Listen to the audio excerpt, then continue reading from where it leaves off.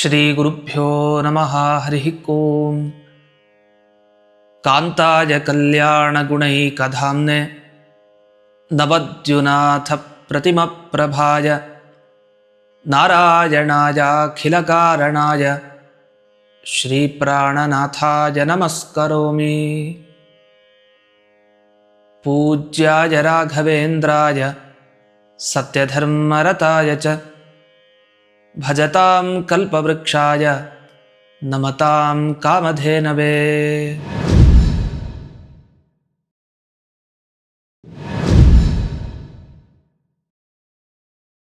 ಸರ್ವಮೂಲ ಚಾನಲ್ನ ಎಲ್ಲ ವೀಕ್ಷಕರಿಗೆ ಸ್ವಾಗತ. ಹಿಂದಿನ ಸಂಚಿಕೆಯಲ್ಲಿ ಅಪೂರ್ವವಾದ ರಾಯರ ಸ್ತೋತ್ರದ ಮೊದಲನೇ ಶ್ಲೋಕದ ವಿವರಣೆ, ಅದರ ಫಲಶ್ರುತಿ, ರಾಯರ ಒಂದು ಮಹಿಮೆ ಎಲ್ಲವನ್ನು ಕೇಳಿದ್ವಿ. ಇದೀಗ ಎರಡನೇ ಶ್ಲೋಕದ ವಿಶೇಷತೆ ಏನು, ಈ ಎರಡನೇ ಶ್ಲೋಕದ ಪಾರಾಯಣ ಮಾಡೋದ್ರಿಂದ ನಮಗೆ ಸಿಗೋ ಫಲ ಏನು, ನಮಗೇನು ಲಾಭ ಅನ್ನೋದನ್ನು ತಿಳ್ಕೊಳ್ತಾ ಅದರ ಮುಂಚೆ ಒಂದು ಮಹಿಮೆಗೆ ಹೋಗೋಣ. ಆ ಮಹಿಮೆಯನ್ನು ತಿಳಿದ ಮೇಲೆ ನಮಗೂ ಈ ಥರ ಮಹಿಮೆ ಆಗಬೇಕು ಅಂದರೆ ರಾಯರ ಈ ಎರಡನೇ ಶ್ಲೋಕದ ಪಾರಾಯಣವನ್ನು ವಿಶೇಷವಾಗಿ ಪ್ರತಿನಿತ್ಯ ಮಾಡಬೇಕು. ಹಾಗಾದರೆ ಏನು ಮಹಿಮೆ ಅಂದಾಗ, ಒಮ್ಮೆ ರಾಯರು ತಮ್ಮ ಶಿಷ್ಯರ ಜೊತೆಗೆ ಸಂಚಾರದಲ್ಲಿದ್ದರು. ಒಂದು ಕ್ಷೇತ್ರಕ್ಕೆ ಹೋಗಿದ್ದಾರೆ, ತಂಗಿದ್ದಾರೆ, ಪೂಜೆ ಎಲ್ಲ ಮುಗೀತು. ಮಂತ್ರಾಕ್ಷತೆಗೋಸ್ಕರ ಎಲ್ಲರೂ ಬಂದಿದ್ದಾರೆ. ಎಲ್ಲರದ್ದು ಊಟ ಆಗಿದೆ. ರಾಯರ ಹತ್ರ ಮಂತ್ರಾಕ್ಷತೆ ಇಸ್ಕೊಳ್ಳಿಕ್ಕೆ ಬಂದಿದ್ದಾರೆ. ಇಸ್ಕೊಂಡ್ರು, ಎಲ್ಲ ಇಸ್ಕೊಂಡು ಹೋದರು. ಕೊನೆಗೆ ಒಬ್ಬ ಬ್ರಾಹ್ಮಣ ಬರ್ತಾನೆ. ಯಾಕೆ ಅಂದರೆ ಅವನಿಗೆ ಹೆದರಿಕೆ, ಅದಕ್ಕೆ ಕೊನೆಗೆ ಬಂದಿದ್ದವನು. ಏನಕ್ಕೆ ಹೆದರಿಕೆ?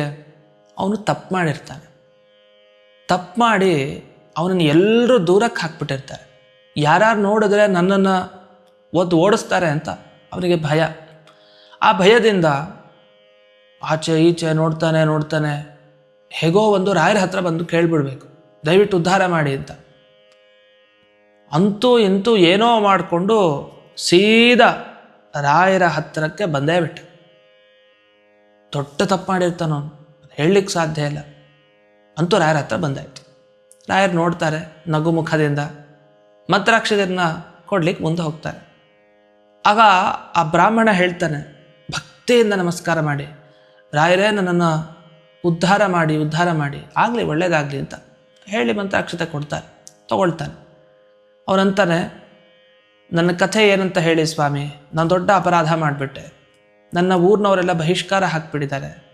ನನ್ನನ್ನು ಶುದ್ಧ ಅಂತ ಸ್ವೀಕಾರ ಇವರು ಯಾರೂ ಮಾಡ್ತಾ ಇಲ್ಲ. ನಾನು ಒಳ್ಳೆಯವನು ಅಂತ ಯಾರೂ ತಗೊಳ್ತಾ ಇಲ್ಲ. ತುಂಬ ಪಶ್ಚಾತ್ತಾಪ ಆಗೋಗಿದೆ. ನಾನು ದಯವಿಟ್ಟು ನೀವು ಶುದ್ಧ ಮಾಡಬೇಕು ಅಂತ ಕೇಳ್ಕೊಳ್ತಾನೆ. ರಾಯರಂತಾರೆ, ಅಷ್ಟೇ ತಾನೆ, ಆಗಲಿ, ಪರಮಾತ್ಮನ ಚಿತ್ತಕ್ಕೆ ಬಂದಿದೆ, ನಿನ್ನನ್ನು ಶುದ್ಧರನ್ನಾಗಿ ಮಾಡ್ತೀವಿ, ಯೋಚನೆ ಮಾಡಬೇಡ ಅಂತ. ಶುದ್ಧರನ್ನಾಗಿ ಮಾಡೋದಿರಲಿ, ಆಚೆ ಈಚೆ ಜನ ಒಪ್ಕೊಳ್ಬೇಕಲ್ಲ, ನಾಳೆ ದಿವಸ ಇವನ ಜೊತೆ ಬಾಳ್ಬೇಕಲ್ಲ. ಎಲ್ಲರೂ ಇವನು ಊರಿಗೆ ಹೊರಗೆ ಹಾಕಿದ್ರು, ಆದರೆ ಗುರುಗಳು ಬಂದಿದ್ದಾರೆ ಅಂತ ಬಂದವನಷ್ಟೇ ಅವನು. ಅಷ್ಟರಲ್ಲಿ ಎಷ್ಟೋ ಜನಕ್ಕೆ ವಿಷಯ ಮುಟ್ಟಿ ಆಯಿತು, ಇವನು ಬಂದಿದ್ದಾನೆ ಮತ್ತೆ ಅಂತ. ಎಲ್ಲರೂ ಓಡಿ ಬಂದರು, ಇವನು ಓಡಿಸ್ಬೇಕು, ಗುರುಗಳಿಗೆ ತಿಳಿಸ್ಬೇಕು ಇವನ ಬಗ್ಗೆ ಅಂತ. ಗುರುಗಳು ಹೇಳ್ತಾರೆ, ಇಲ್ಲ, ಎಲ್ಲ ವಿಷಯ ನನಗೆ ಗೊತ್ತಾಗಿದೆ, ತಪ್ಪು ಮಾಡಿದ್ದಾನೆ, ಇರಲಿ, ಅವನ ಕಾರುಣ್ಯ ಬೀರೋಣ, ಇನ್ಮೇಲೆ ಅವ್ನು ಮಾಡಲ್ಲ, ಈಗ ಸದ್ಯಕ್ಕೆ ಅವನ ಪಾಪ ಶುದ್ಧಿನ ಮಾಡೋಣ ಅಂಥೇಳಿ ರಾಯರಂತಾರೆ. ಎಲ್ಲರೂ ಸುಮ್ಮನೆ ಕಾಯ್ತಾ ಇರ್ತಾರೆ, ಏನಂತಾರೆ ಗುರುಗಳು ಎಲ್ಲ ಕೇಳಿಕೊಂಡು ಸುಮ್ಮನಿದ್ರು. ಇವನನ್ನು ಶುದ್ಧ ಮಾಡೋ ಬಗೆ ಹೇಗೆ? ಇದೇನು ಸೀತೆಯ ಅಗ್ನಿ ಶುದ್ಧಿ ಥರನ? ಹೋಗಿ ಬೆಂಕಿಗೆ ಬೀಳು, ಬೆಂಕಿ ಏನಾರು ಆಹುತಿ ತೊಗೊಂಡ್ಬಿಟ್ರೆ ಮುಗೀತು, ಶುದ್ಧಳಲ್ಲ. ಇಲ್ಲ, ಬೆಂಕಿಗೆ ಒಳಗಡೆ ಹೋಗಿ ವಾಪಸ್ ಬಂದು ಆಯಿತು ಅಂತ ಆದರೆ ಶುದ್ಧಳಿವಳು. ಆ ಥರ ಈ ಬ್ರಾಹ್ಮಣನ ಒಂದು ಬೆಂಕಿಗೆ ಹಾರು ಅಂತ ಹೇಳಲಿಕ್ಕಾಗತ್ತಾ ಶುದ್ಧಿ ಅಂದರೆ? ಅವನ ಕಥೆನೇ ಮುಗ್ತಾಯಿ ಹಾಕಿಬಿಟ್ರೆ ತಪ್ಪಂತೂ ಮಾಡಿದಾನಲ್ಲ. ಅದಕ್ಕೆ ಏನು ಮಾಡ್ತಾರೆ ರಾಯರು ಅಂದರೆ, ನಮ್ಗೆ ಆಶ್ಚರ್ಯ, ಅವರು ಈ ಶಂಖೋದಕ ತಗೊಳ್ತಾರೆ. ಶಂಖೋದಕ ಅಂದರೆ ಶಂಖದಲ್ಲಿ ನೀರು ತುಂಬಿ ಭಗವಂತನಿಗೆಲ್ಲ ಅಭಿಷೇಕ ಮಾಡ್ತಾರಲ್ಲ, ಅದೇ ಶಂಖದ ಒಳಗಡೆ ಇರೋ ನೀರು, ಅದನ್ನು ತಾವು ಕೈಗೆ ಹಾಕ್ಕೊಂಡು ಇವನ ಮೇಲೆ ಪ್ರೋಕ್ಷಣೆ ಮಾಡ್ತಾರೆ, ಇವನ ದೇಹದ ಮೇಲೆ. ಹೋಗಿ ನೀನು ಶುದ್ಧ ಆಗಿದೆ ಅಂತ ಅಂತಾರೆ ರಾಯರು. ಆಗ ಆಚೆ ಈಚೆ ಜನರೆಲ್ಲ ಕೆಲವರು ಮನಸ್ಸಿನಲ್ಲಿ ಅಂದ್ಕೊಳ್ತಾರೆ, ಶಂಖೋದಕ ಪ್ರೋಕ್ಷಣೆ ಮಾಡಿದ್ರಂತೆ ಅವ್ನು ಶುದ್ಧ ಆಗ್ಬಿಟ್ನಂತೆ, ಅವ್ನ ಪಾಪ ಎಲ್ಲ ಹೊರಟೋಯ್ತಂತೆ. ಇದನ್ನೆಲ್ಲ ನಂಬಲಿಕ್ಕಾಗತ್ತಾ ಅಂತ. ಯಾಕೆ ಅವ್ರಿಗೆ ರಾಯರ ಮೇಲಿನ ಅನಾದರ ಭಾವ ಅಲ್ಲ, ಇವನ ಮೇಲೆ ಇತ್ತಲ್ಲ, ಇವ್ರು ಹಾಕ್ಬಿಟ್ರೆ ಇವ್ರು ಶುದ್ಧ ಆಗ್ಬಿಡ್ತಾರ ಅಂಥೇಳಿ ಮನಸ್ಸಲ್ಲಿ ಎಲ್ಲ ಥರ ಜನ ಇರ್ತಾರಲ್ಲ, ಸಂಶಯ ಪಡೋರು. ಕೆಲವ್ರಿಗೆ ಆ ಥರ ಏನಿಲ್ಲ, ರಾಯರು ಹೀಗೆ ಮಾಡಿದ್ದಾರೆ ಪರಿಹಾರ ಆಗಿದೆ ಅಂತಾರೆ. ಇದು ರಾಯರಿಗೆ ಆಮೇಲೆ ಯಾರೋ ಸುದ್ದಿ ಮುಟ್ಟಿಸ್ತಾರೆ, ನೀವು ಶಂಖೋದಕ ಹಾಕಿದ್ದು ಶುದ್ಧ ಆಗ್ಬಿಟ್ಟಂತೆ ಈ ಬ್ರಾಹ್ಮಣ, ಇದೆಲ್ಲ ಹೇಗೆ ಸರಿ? ಒಂದು ನೀರನ್ನು ಒಬ್ಬರ ಮೇಲೆ ಪ್ರೋಕ್ಷಣೆ ಮಾಡಿದ ಕೂಡಲೇ ಶುದ್ಧರಾಗ್ಬಿಡ್ತಾರ? ಇದೆಲ್ಲ ಸರಿ ಇಲ್ಲ ಅಂತ ಮಾತನಾಡ್ಕೊಳ್ತಾ ಇದ್ದಾರೆ ಜನ ಅಂತ ರಾಯರ ಕಿವಿಗೆ ಬೀಳುತ್ತೆ. ರಾಯರೇನಂತಾರೆ, ಒಂದು ಸಭೆಯನ್ನು ಏರ್ಪಾಡು ಮಾಡಿ ಅಂತಾರೆ. ಎಲ್ಲ ಜನ ಬರ್ತಾರೆ. ಆಗ ಶಂಖೋದಕದ ಮಹಿಮೆ ಹೇಳ್ತಾರೆ. ಶಂಖ ಅಂದರೆ ಎಷ್ಟು ಪವಿತ್ರ ವಸ್ತು. ನಮ್ಮ ಮನೆಗಳಲ್ಲಿ ಶಂಖನಾದ ಕೇಳ್ತಾ ಇರಬೇಕು. ಈ ಕೆಲವ್ರಿಗೆ ಏನಂದರೆ, ಮನೆಯಲ್ಲಿ ಶಂಖ ಊದ್ತಾ ಇದ್ದರೆ ಪಕ್ಕದ ಮನೆಯವ್ರಿಗೆಲ್ಲ ಗಲಾಟೆ ಮಾಡಿಬಿಡ್ತಾರೆ. ದಿವಸ ಶಂಖ ಊದ್ತಾರೆ ಇವರು, ಶಬ್ದ ಆಗತ್ತೆ ನಮಗೆ ಅಂತೆಲ್ಲ ಕಂಪ್ಲೇಂಟ್ ಎಲ್ಲ ಕೊಟ್ಬಿಡ್ತಾರೆ. ಎಂಥ ಹಾಸ್ಯಾಸ್ಪದ. ಗಂಟೆ ಶಬ್ದ, ಶಂಖದ ಶಬ್ದ ಎಲ್ಲ ಕೇಳಿದರೆ ಈ ಥರ ಎಲ್ಲ ಮಾಡೋದ? ತುಂಬ ಒಳ್ಳೆಯ ಧ್ವನಿ ಅದು. ಶಂಖಧ್ವನಿ ಪೂಜಾ ಕಾಲದಲ್ಲಿ ಮಾಡಿ ಅದನ್ನು ಕಿವಿಗೆ ಯಾರಿಗೆ ಬೀಳುತ್ತಲ್ಲ ಅವ್ರ ಪಾಪ ಎಲ್ಲ ದೂರ ಕೂಡೋಗುತ್ತೆ. ಇವ್ರು ಊದ್ದವ್ರದಲ್ಲ, ಕಿವಿಗೆ ಯಾವ ಈ ಶಂಖದ ಶಬ್ದಗಳು ಬರುತ್ತೆ ಅದರಿಂದ ಅವರ ಪಾಪಗಳು ಹೋಗೋದಿರುತ್ತೆ. ಅಷ್ಟೇ ಅಲ್ಲ, ಇನ್ನೊಂದು ಆಶ್ಚರ್ಯದ ವಿಷಯ, ಈ ಭೂತ ಪ್ರೇತ ಈ ತಾಂತ್ರ ಪ್ರಯೋಗ ಎಲ್ಲ ಇರುತ್ತಲ್ಲ, ಶಂಖನಾದ ಜಾಸ್ತಿ ಮಾಡ್ಬೇಕು ಮನೇಲಿ. ಆ ಶಂಖದ ಶಬ್ದ ಆ ಭೂತ ಪ್ರೇತಗಳಿಗೆ ಆಗಲ್ಲ, ಅದು ಓಡ್ ಹೋಗ್ಬಿಡುತ್ತೆ, ತಡಿಲಿಕ್ಕಾಗಲ್ಲ. ಎಷ್ಟೆಷ್ಟೋ ರಾಕ್ಷಸರು ದೈತ್ಯರೆಲ್ಲ ಓಡಿಸಿದ್ದಾನೆ ಪರಮಾತ್ಮ ಶಂಖನಾದದಿಂದ. ಅಂಥ ಶಂಖವು ಊದೋದು ತುಂಬ ಶ್ರೇಷ್ಠ. ಜೊತೆಗೆ ಆ ಶಂಖದಲ್ಲಿ ಬಿದ್ದ ನೀರು ಭಗವಂತನ ಅಭಿಷೇಕಕ್ಕೆ ಉಪಯೋಗಿಸಿ ಆಮೇಲೆ ಅದನ್ನು ತೀರ್ಥ ಸ್ವೀಕಾರ ಮಾಡೋದು ತುಂಬ ಪವಿತ್ರ. ಆ ನೀರಿನ ಪ್ರೋಕ್ಷಣೆ ಇನ್ನೂ ಪವಿತ್ರ ಅಂತೆಲ್ಲ ರಾಯರು ಪ್ರವಚನ ಮಾಡ್ತಾರೆ. ಎಲ್ಲ ಕೇಳಾದ್ಮೇಲೆ, ಅಯ್ಯೋ ಇದೆಲ್ಲ ಪ್ರವಚನ ಆಯ್ತಷ್ಟೇ, ಏನು ಇಷ್ಟೆಲ್ಲ ಮಹಿಮೆ ಹೇಳಿಬಿಟ್ರೆ ಇದು ನಡೆಯತ್ತಾ, ಹಾಗೆ ಹೀಗೆ ಅಂತ ಇನ್ನೂ ಕೆಲವ್ರ ಮನಸ್ಸಿನಲ್ಲಿ ಹಾಗೆ ಇತ್ತಂತೆ. ಅದಕ್ಕೆ ರಾಯರು ತೀರ್ಮಾನ ಮಾಡಿದರು, ಇವ್ರಿಗೆ ಬುದ್ಧಿ ಕಲಿಸ್ಬೇಕು. ಅದಕ್ಕೆ ಒಂದು ಹೇಳಿದ್ರು, ನಿಮಗೆಲ್ಲ ಅಷ್ಟು ಶಂಖೋದಕದ ಬಗ್ಗೆ ಅನುಮಾನನ, ಹಾಗಾದ್ರೆ ನೋಡಿ ಅಂಥೇಳಿ ಒಂದು ಗೇರೆಣ್ಣೆಯಲ್ಲಿ ಪೂರ್ಣ ವಸ್ತ್ರವನ್ನು ಅದ್ದಿ ತಗೊಂಬನ್ನಿ ಅಂತಂದರು. ಅದು ಬಿಳಿ ಬಟ್ಟೆ ಇತ್ತು ಮೊದಲು. ಗೇರೆಣ್ಣೆ ಅಂದ್ರೇನು, ಅದು ಪೂರ್ಣ ಅದು ಅದ್ದು ಬಿಟ್ಟರೆ ಮುಗಿಯಿತು. ಅದು ಎಂದಿಗೂ ಅದು ಆ ಕಪ್ಪಾಗಿರೋ ವಸ್ತ್ರ ಮತ್ತೆ ಅದು ಬಿಳಿ ಮಾಡೋದು ಅಸಾಧ್ಯ, ಅದು ಆಗೋದಿಲ್ಲ. ಅಂಥ ಒಂದು ಕೆಲಸ ಚೆನ್ನಾಗಿ ಅದಿಸಿ ತಗೊಂಬನ್ನಿ ಅಂತಾರೆ. ತಗೊಂಬಂತಾರೆ ಎಲ್ಲರೂ ಕೂಡ ಶಿಷ್ಯರು ತಗೊಂಡು ಬಂದು ಎಲ್ಲ ಜನರ ಸಮ್ಮುಖದಲ್ಲಿ ರಾಯರು ಅಂತಾರೆ, ಶಂಖೋದಕ ಕೈಯಲ್ಲಿ ಹಾಕ್ಕೊಂಡು ಅಭಿಮಂತ್ರಣ ಮಾಡಿ ರಾಯರು ಪ್ರೋಕ್ಷಣೆ ಮಾಡ್ತಾರೆ ಆ ಬಟ್ಟೆ ಮೇಲೆ. ಆ ಪ್ರೋಕ್ಷಣೆ ಮಾಡಿದ ಮೇಲೆ ಆ ಬಟ್ಟೆ ಮೊದಲು ಎಷ್ಟು ಬಿಳಿಗಿತ್ತಲ್ಲ ಅದಕ್ಕಿಂತ ಬಿಳಿಯಾಗುತ್ತೆ. ಆಶ್ಚರ್ಯ. ಎಲ್ಲರೂ ಒಂದು ಸಲ ದಂಗ್ ಬಡ್ದು ಹೋಗ್ಬಿಡ್ತಾರೆ. ಅಯ್ಯಯ್ಯೋ ಎಂಥ ಅಪರಾಧ ಆಗೋಯ್ತು, ದೊಡ್ಡವ್ರ ಬಗ್ಗೆ ಎಂಥ ಮಾತನ್ನು ನಾವು ಆಡ್ಬಿಟ್ವಿ, ಮನಸ್ಸಲ್ಲಿ ಅಂದ್ಕೊಂಡ್ವಿ. ಶಂಖೋದಕದ ಮಹಿಮೆ ಏನು ಅಂತ ರಾಯರು ಬರೀ ಮಾತಿನಲ್ಲಿ ತೋರಿಸಿದ್ದಲ್ಲ, ಅದನ್ನು ಕೃತಿಯಲ್ಲಿ ಕೆಲಸದಲ್ಲಿ ತೋರಿಸಿದ್ದು. ಶಂಖೋದಕ ಯಾರ ಮೈಮೇಲೆ ಬೀಳುತ್ತೆ ಅವರ ಪಾಪಗಳು ಶುದ್ಧಿ ಆಗತ್ತೆ ಅನ್ನಲಿಕ್ಕೆ ಇದೇ ಸಾಕ್ಷಿ. ಒಂದು ಬಟ್ಟೆನೇ ಬೆಳ್ಳಗಾಗುತ್ತೆ, ಕಪ್ಪಗಿರೋ ಬಟ್ಟೆ. ಹಾಗಾದರೆ ಶಂಖೋದಕಕ್ಕೆ ಎಷ್ಟು ಶಕ್ತಿ ಇದೆ ಅಂತ ತಿಳಿಸಿದ್ರು. ಆ ಬ್ರಾಹ್ಮಣ ತಾನು ನನ್ನನ್ನು ಇವತ್ತು ಉದ್ಧಾರ ಮಾಡಿದ್ರು ರಾಯರು, ಇವರೆಲ್ಲ ಒಪ್ಕೊಂಡ್ರು ಇನ್ನ ಅಂತ ಅವ್ರಿಗೆ ಅರ್ಥ ಆಯಿತು. ಆಮೇಲೆ ಅವನನ್ನು ಸೇರಿಸ್ಕೊಳ್ತಾರೆ ಆ ಗ್ರಾಮದಲ್ಲಿ. ಈ ಥರ ರಾಯರು ಎಷ್ಟು ಪವಿತ್ರರು ಅನ್ನಲಿಕ್ಕೆ ಅವರ ಮಾತು ಗಂಗೆ ಥರ ಆದರೆ ಅವರ ಕೈನಲ್ಲಿ ಬಂದಂತಹ ಜಲ ಅದು ಗಂಗಾ ಜಲ ಆಗಿಬಿಡುತ್ತೆ. ಆ ಶಂಖೋದಕದ ಒಂದು ಶಂಖದಲ್ಲಿರೋ ನೀರು ಹೌದು ನಿಜ, ಅದು ರಾಯರ ಮೇಲೆ ಆ ಕೈ ಮೇಲೆ ಬಂತಲ್ಲ ಆ ನೀರು, ಅದು ಗಂಗೆಗೆ ಸಮಾನ ಆಗೋಗುತ್ತೆ. ಆ ಗಂಗೆಯನ್ನು ಪ್ರೋಕ್ಷಣೆ ಮಾಡಿದ್ಮೇಲೆ ಎಂಥವ್ರಿಗೂ ಶುದ್ಧಿ ಆಗಲೇಬೇಕು. ಆದ್ದರಿಂದ ಅವರ ಮಾತು ಗಂಗೆಗೆ ಸಮಾನ, ಅವರಿಂದ ಬಂದ ಆ ನೀರು ಜಲ ಏನಿದೆ ಅದು ಗಂಗೆಗೆ ಸಮಾನ. ಆದ್ದರಿಂದಲೇ ಈ ಬ್ರಾಹ್ಮಣನ ಶುದ್ಧಿ ಎಲ್ಲರೂ ಒಪ್ಪಿಕೊಂಡ್ರು ಅವತ್ತಿನ ದಿವಸ. ಈ ರೀತಿ ನೋಡಿದಾಗ ರಾಯರ ಮಾತು ಗಂಗೆ, ರಾಯರ ಆ ವೃಂದಾವನದಿಂದ ಬರುವಂಥ ಜಲ ಇದೆಯಲ್ಲ, ನಾವೆಲ್ಲ ದೇವಸ್ಥಾನಕ್ಕೆ ಹೋಗಿರ್ತೀವಿ, ಹೋದಾಗ ಅಲ್ಲೆಲ್ಲ ಪ್ರೋಕ್ಷಣೆ ಅಂತ ಅಲ್ಲಿ ಅರ್ಚಕರು ಎಲ್ಲರ ಮೇಲೆ ಹಿಂಗೆ ಸಿಂಪಡಿಸ್ತಾ ಇರ್ತಾರೆ. ಎಲ್ಲರೂ ಮುಗಿದು ಬಿದ್ದು ಅಲ್ಲಿ ಹೋಗ್ತಾರೆ. ನಿಜ ಹೋಗಬೇಕು, ಆ ನೀರು ನಮ್ಮ ಮೈ ಮೇಲೆ ಬೀಳಬೇಕು, ಬಿದ್ದರೆ ನಮ್ಮ ಎಲ್ಲ ಪಾಪಗಳು ಕರಗಿ ಹೋಗುತ್ತೆ.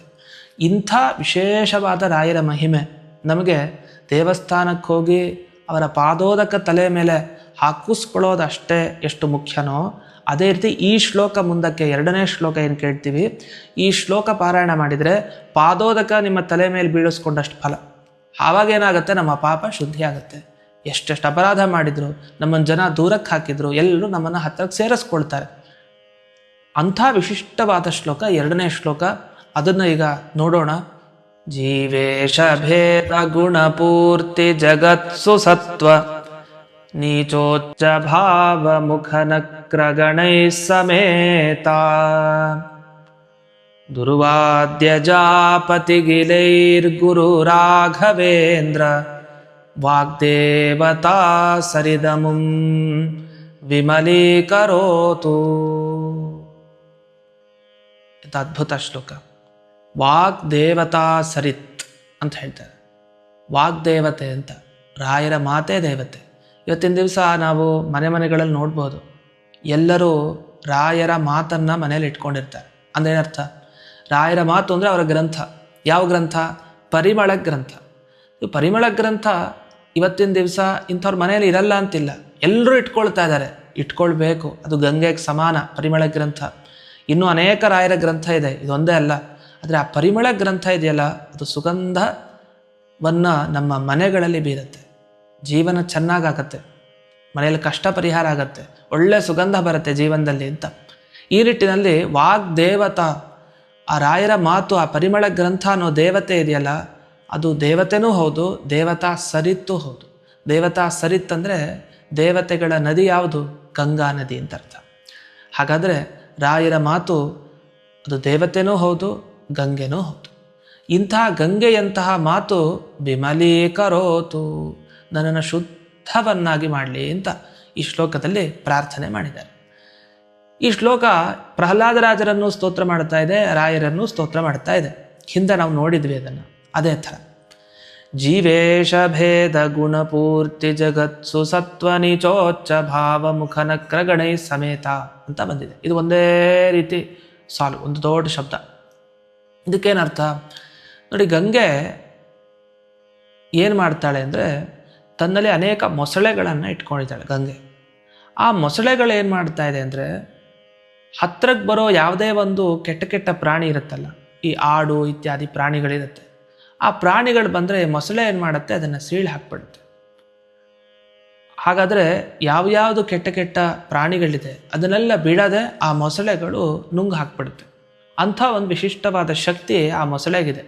ಇದನ್ನು ಜೀವೇಶ ಭೇದ ಅಂದರೆ, ಜೀವೇಶ ಅಂದರೆ ಪ್ರಾಣಿಗಳಲ್ಲಿ ಶ್ರೇಷ್ಠವಾದ ಯಾವ ಶಕ್ತಿಶಾಲಿಯಾದದ್ದಿದೆ ಅದನ್ನೆಲ್ಲ ಸೋಲಿಸಿ ಅದನ್ನು ಸಂಹಾರ ಮಾಡಿ ಇರುವಂಥ ವಿಶಿಷ್ಟವಾದ ಶಕ್ತಿಯನ್ನು ಪಡೆದ ಮುಖ ನಕ್ರಗಣೇ ಸಮೇತ. ನಕ್ರ ಅಂದರೆ ಮೊಸಳೆ ಅಂತ ಅರ್ಥ. ಮೊಸಳೆಯನ್ನು ಹಿಡಿದು ಅನೇಕ ಪ್ರಾಣಿಗಳನ್ನು ಹೊಂದಿದೆ ಯಾವುದು? ಈ ಗಂಗೆ. ಅಷ್ಟೇ ಅಲ್ಲ, ಮೊಸಳೆ ಮುಖ ಹೇಗಿರುತ್ತೆ? ನೀಚೋಚ್ಚ ಭಾವ. ಮುಖ ನೋಡಬೇಕು, ಕೆಳಕ್ಕೆ ಒಂಥರ ಹಿಂಗೆ ಮೇಲೆ ವಕ್ರವಕ್ರವಾಗಿರುತ್ತೆ. ಯಾವುದು? ಈ ಮೊಸಳೆದು. ಅದನ್ನು ನೀಚ ಉಚ್ಚ. ನೀಚ ಅಂದರೆ ಕೆಳಮುಖವಾಗಿ, ಉಚ್ಚ ಅಂದರೆ ಮೇಲ್ಮುಖವಾಗಿ. ಹೀಗೆ ಕೆಳಮುಖ ಮೇಲ್ಮುಖ ಹಿಂಗೆ ಮಾಡಿ ಮಾಡಿ ಆ ಎಲ್ಲ ಕ್ಷುದ್ರ ಪ್ರಾಣಿಗಳನ್ನು ಸಂಹಾರ ಮಾಡ್ತಾ ಇರುತ್ತೆ. ಇದು ಗಂಗಾ ನದಿಯ ಒಂದು ವರ್ಣನೆ. ಇದಾದ ಮೇಲೆ ಅದು ಸಾಮಾನ್ಯ ಅಲ್ಲ, ಯಾವ್ಯಾವ ಪ್ರಾಣಿಗಳನ್ನು ಅದು ಸ್ವಾಹ ಮಾಡ್ತಾ ಇರುತ್ತೆ ಮೊಸಳೆಗಳು? ದುರ್ವಾದ್ಯ ಜಾಪತಿ ಗಿಲೈಹಿ ಅಜಾಪತಿ ಗಿಲೈಹಿ ಅಂತ. ಅಜಾಪತಿ ಅಂದರೆ ಆಡುಗಳಲ್ಲಿ ಶ್ರೇಷ್ಠ, ಅವುಗಳನ್ನು ನುಂಗು ಹಾಕ್ಕೊಡೋದು ಅಂತ. ಈ ಥರ ಇರುವಂಥ ಗಂಗಾ ನದಿ ನನ್ನನ್ನು ಪವಿತ್ರಳನ್ನಾಗಿ ಮಾಡ್ತಾಳೆ. ಹೇಗೋ ಹಾಗೆ ಗುರುರಾಯರ ಮಾತು ಇದೇ ಥರ. ಗುರುರಾಯರ ಮಾತು ಹೇಗಿರುತ್ತೆ? ಗುರುರಾಯರ ಮಾತಲ್ಲೂ ಮೊಸಳೆಗಳಿರುತ್ತೆ. ಅಂದರೆ ಗುರುರಾಯರ ಮಾತು ಗಂಗೆ ಅಂದಮೇಲೆ ಅಲ್ಲಿ ಮೊಸಳೆಗಳಿರುತ್ತೆ. ಏನು ಮೊಸಳೆಗಳು? ಅವರು ಒಂದೊಂದು ಮಾತು. ಗುರುರಾಯರ ಮಾತು ಏನಿರುತ್ತೆ? ನೀವು ಅಂದ್ಕೊಳ್ಬೋದು, ಗುರುರಾಯರು ಪ್ರವಚನ ಮಾಡ್ತಾಯಿದ್ರು ಆ ಕಾಲದಲ್ಲಿ ಶಿಷ್ಯರಿಗೆಲ್ಲ. ಏನು ಹೇಳ್ತಾ ಇದ್ರು ಗುರುರಾಯರು? ಈಗ ನಾವೆಲ್ಲ ಹೇಳಿದಾಗ ಗುರುರಾಯರ ಮಹಿಮೆ ಹೇಳ್ತೀವಿ. ಇವ್ರ ಮಹಿಮೆ ಹಾಗೆ, ಇವ್ರು ಹೀಗೆ ಅನುಗ್ರಹ ಮಾಡಿದರು, ಕಷ್ಟ ಇತ್ತು ಜನರಿಗೆ, ಹಾಗೆ ಹೇಗೆ. ಗುರುರಾಯರು ಯಾರ ಮಹಿಮೆ ಹೇಳಬೇಕು? ಅವ್ರದ್ದೇ ಮಹಿಮೆ ಹೇಳ್ಕೊಳ್ತಾರಾ? ಇಲ್ಲ. ಹಾಗಾದ್ರೆ ಗುರುರಾಯರು ಭಗವಂತನ ಮಹಿಮೆ ಹೇಳ್ತಾ ಇದ್ರು, ನರಸಿಂಹದೇವರ ಮಹಿಮೆ ಹೇಳ್ತಾ ಇದ್ರು. ಜೀವೇಶ, ಜೀವ ಈಶ ಅಂದರೆ ಯಾರು? ಜೀವರಿಗೆಲ್ಲ ಸ್ವಾಮಿ ಯಾರು? ನರಸಿಂಹ. ಆ ನರಸಿಂಹದೇವರ ಗುಣಪೂರ್ತಿ, ಎಷ್ಟು ಗುಣ ಪೂರ್ಣನಾದವನು ನರಸಿಂಹ. ಎಲ್ಲರಿಗೂ ಕಾರುಣ್ಯ ಬೀರ್ತಾ ಇದ್ದ, ನನ್ನ ಮೇಲೆ ಕಾರುಣ್ಯ ಬೀರಿದ ಅಂತ ಪ್ರಹ್ಲಾದರಾಜರ ಕತೆ ಹೇಳ್ತಾ ಇದ್ರು. ಯಾರು? ರಾಯರು. ಪ್ರಹ್ಲಾದರಾಜರ ಕತೆ ಹೇಳ್ತಾ ಇದ್ದಾರೆ ಅಂದರೆ ಅದು ನರಸಿಂಹದೇವರ ಕಾರುಣ್ಯ ಸ್ಮರಣೆ ಮಾಡ್ತಾ ಇದ್ದಾರೆ. ನನಗೆ ಅನುಭವಕ್ಕಿದೆ ಅಂತ ಅದನ್ನು ಬಾಯ್ಬಿಟ್ಟು ಗೊತ್ತಾಗೋ ಥರ ಹೇಳಿಲ್ಲ ಅಷ್ಟೆ. ಗುಣಪೂರ್ತಿ. ಮತ್ತು ಜೀವ ಈಶ ಭೇದ, ದೇವರು ಬೇರೆ ನಾವು ಬೇರೆ, ನಾವೇ ದೇವರಾಗೋದಿಲ್ಲ. ಮತ್ತು ಜಗತ್ಸು ಸತ್ವ, ಜಗತ್ತು ಸತ್ಯ.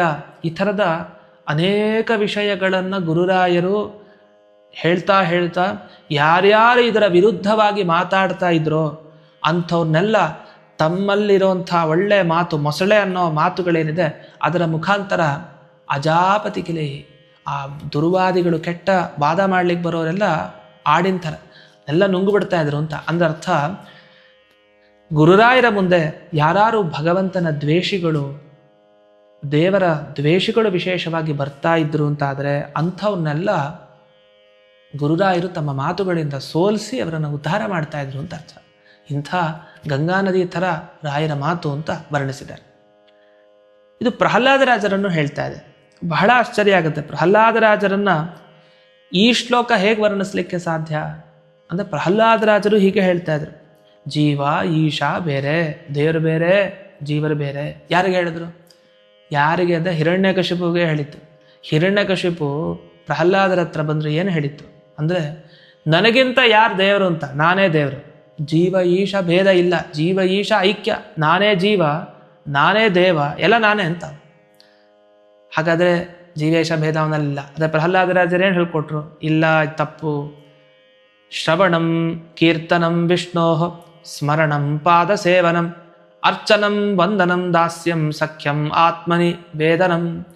ದೇವರ ಬಗ್ಗೆ ಯಾವಾಗಲೂ ಕೇಳಬೇಕು, ಅವನ ಬಗ್ಗೆ ಹೊಗಳಬೇಕು, ಅವನ ಸ್ಮರಣೆ ಮಾಡಬೇಕು, ಅವನ ಪಾದ ಸೇವೆ ಮಾಡಬೇಕು, ಅವನ ಅರ್ಚನೆ ಮಾಡಬೇಕು, ಅವನ ನಮಸ್ಕಾರ ಮಾಡಬೇಕು, ಅವನ ದಾಸ ನಾವು ಅಂತ ನಮಗೆ ಅನುಸಂಧಾನ ಇರಬೇಕು. ಯಾವಾಗಲೂ ನಮ್ಮ ಒಳಗಡೆ ಎಲ್ಲರ ಒಳಗಡೆ ಅವನಿದ್ದು ಅನುಗ್ರಹ ಮಾಡ್ತಾನೆ ಅನ್ನೋ ಭಾವನೆ ಇರಬೇಕು. ನವವಿಧ ಭಕ್ತಿಯನ್ನು ಪ್ರಹ್ಲಾದರಾಜರು ಹಿರಣ್ಯಕಶಿಪುವಿಗೆ ಹೇಳ್ಕೊಡ್ತಾರೆ. ಭಗವಂತ ಎಷ್ಟು ಗುಣಪೂರ್ಣ, ಜಗತ್ ಸತ್ಯ, ನೀನು ದೇವರಲ್ಲ, ದೇವರ ಮೇಲೆ ನಾವು ಭಕ್ತಿ ಮಾಡಬೇಕು. ಇದು ಚಂಡಾಮರ್ಕರು ಬರ್ತಾರೆ, ಗುರುಗಳು ಉಪದೇಶ ಕೊಡ್ಲಿಕ್ಕೆ ಪ್ರಹ್ಲಾದನಿಗೆ. ಅಯ್ಯೋ ಮಾರಾಯ, ಹೀಗಲ್ಲಪ್ಪ, ನೀ ತಪ್ಪು ತಿಳ್ಕೊಂಡಿದ್ದೀವಿ, ಹಿರಣ್ಯಕಶಿಪುನೇ ದೇವರಪ್ಪ. ಅದಕ್ಕೆ ಪ್ರಹ್ಲಾದರಾಜ ಅಂದ, ನಮ್ಮಪ್ಪ ದೇವರಲ್ಲ, ನಮ್ಮ ಅಪ್ಪನಿಗೂ ಅಪ್ಪ ಇದ್ದಾನೆ. ಯಾರು? ಹೇಳ್ತಾ ಹೇಳ್ತಾ ಕೊನೆಗೆ ಹೋಗಿ ಹೋಗಿ ಬ್ರಹ್ಮದೇವರ ತನಕ ಬಂತು. ಬ್ರಹ್ಮದೇವರಪ್ಪ ಯಾರು? ಅವನೇ ನಮ್ಮ ಸ್ವಾಮಿ, ಅವನೇ ನಿಜವಾಗಿ ತಂದೆ ಎಲ್ರಿಗೂ, ವಿಷ್ಣು ಅಂತ. ವೈಷ್ಣವೋತ್ತಮ ಯಾರು? ಪ್ರಹ್ಲಾದರಾಜರು. ಯಾವಾಗಲೂ ಜೀವ ಈಶ ಭೇದ, ಗುಣಪೂರ್ತಿ, ಜಗತ್ತು ಸತ್ವ, ಇವೆಲ್ಲ ವಿಷಯವನ್ನು ಹೇಳಿ ಹೇಳಿ ಚಂಡಾಮರ್ಕರನ್ನ ತಿದ್ಲಿಕ್ಕೆ ಹೋದರು. ಆ ಚಂಡಾಮರ್ಕರು ಮೂರ್ಖರಾದರು. ಹಿರಣ್ಯಕಶಿಪು ಮೂರ್ಖ ಆದ, ಉದ್ಧಾರ ಆದರೂ ದೈತ್ಯ ಬಾಲಕರು ಜೊತೆಗಿನ ಸ್ನೇಹಿತರು. ಅವರಂದ್ರು, ಪ್ರಹ್ಲಾದ, ಇಷ್ಟೊಂದು ನಿನಗೆ ಎಷ್ಟಪ್ಪ ಬುದ್ಧಿ, ನಿನಗೆ ಹೇಗೆ ಬಂತಿವೆಲ್ಲ? ಚಂಡಾಮರ್ಕರಿಗೂ ಸಂಶಯ, ಅಲ್ಲ ಇಷ್ಟೆಲ್ಲ ಹರಿಭಕ್ತಿ ನಿನಗೆ? ಅದು ನನಗೆ ಸಹಜ ಸ್ವಾಭಾವಿಕವಾಗಿ ಬಂದ್ಬಿಟ್ಟಿದೆ, ನಾನು ಗರ್ಭದಲ್ಲಿ ಇದ್ನಲ್ಲ, ನಾರದರ ಉಪದೇಶ ಕೊಟ್ಕೊಂಡು ನನಗೆ ಬಂದ್ಬಿಟ್ಟಿದೆ ಅಂತ ಪ್ರಹ್ಲಾದ. ಹಾಗಾದರೆ ನೈಸರ್ಗಿಕಿ ಮತಿ, ಸಹಜವಾದ ಬುದ್ಧಿ ಅವನಿಗೆ ಅಂತ ಚಂಡಾಮರ್ಕರು ಹೇಳ್ತಾರೆ. ಅಲ್ಲ ಹಿರಣ್ಯಕಶಿಪು ಕೇಳ್ತಾನೆ, ಅಲ್ಲ ಇವನಿಗೆ ಹೇಗೆ ಬಂತು ಈ ಪ್ರಹ್ಲಾದನಿಗೆ ಇಷ್ಟೊಂದು ಬುದ್ಧಿ? ಅಯ್ಯೋ, ಇದು ಬರೋದಲ್ಲ, ಬರ್ಸಿದ್ದಲ್ಲ, ಇದು ಇರೋದು ಯಾವಾಗಲೂ ಇವನಿಗೆ ಸಹಜವಾಗಿ ಹುಟ್ಟಿನಿಂದ ಅಂತ. ಇಂಥ ಹುಟ್ಟಿನಿಂದಲೇ ಹರಿಭಕ್ತಿಯನ್ನು ಮೂಡಿಸಿಕೊಂಡ ಪ್ರಹ್ಲಾದ ಯಾವಾಗಲೂ ದೇವರ ಮಹಿಮೆಯನ್ನು, ಆ ದೇವರಲ್ಲೇ ಮುಳುಗಿದವನು. ಇಂಥ ಇವನನ್ನು ನೆನಪಿಸ್ಕೊಂಡ್ರೆ, ಇವನ ಮಾತನ್ನು ನೆನಪಿಸ್ಕೊಂಡ್ರೆ ನಾವು ಪವಿತ್ರರಾಗ್ತೀವಿ, ನಮ್ಗೆ ಯಾವುದೇ ತೊಂದರೆಗಳು ಬರೋದಿಲ್ಲ ಅಂತ ಈ ಅರ್ಥವನ್ನು ಈ ಶ್ಲೋಕ ನಮಗೆ ಪ್ರಹ್ಲಾದರಾಜರ ಪರವಾಗಿ ತಿಳಿಸ್ತಾ ಇದೆ. ಈ ಥರ ಇದು ಪ್ರಹ್ಲಾದನ ಸ್ತೋತ್ರ ಆಗಿದೆ, ರಾಯರ ಸ್ತೋತ್ರ ಆಗಿದೆ, ಗಂಗೆಯ ಸ್ತೋತ್ರನೂ ಆಗಿದೆ. ಇಂಥ ಗಂಗೆ, ರಾಯರು, ಪ್ರಹ್ಲಾದರಾಜರು ತಮ್ಮ ಒಂದು ವಿಶಿಷ್ಟವಾದ ಶಕ್ತಿಯಿಂದ ವಿಮಲೀಕರೋತು, ನಮ್ಮನ್ನೆಲ್ಲ ಪವಿತ್ರರನ್ನಾಗಿ ಮಾಡಲಿ, ನಮಗೆ ಶುದ್ಧತೆಯನ್ನುಂಟು ಮಾಡಲಿ ಅಂತ ಬರೀ ಮಾತಿಗಷ್ಟೇ ಅಲ್ಲ, ನಮ್ಮ ದೇಹ ಶುದ್ಧಿ ಆಗುತ್ತೆ, ನಮ್ಮ ಮನಸ್ಸು ಶುದ್ಧಿ ಆಗುತ್ತೆ, ನಮ್ಮ ಮಾತು ಶುದ್ಧಿ ಆಗುತ್ತೆ ಅಂತ ಇಷ್ಟೊಂದು ಫಲವನ್ನು ಈ ಶ್ಲೋಕಕ್ಕೆ ತಿಳಿಸಿದ್ದಾರೆ.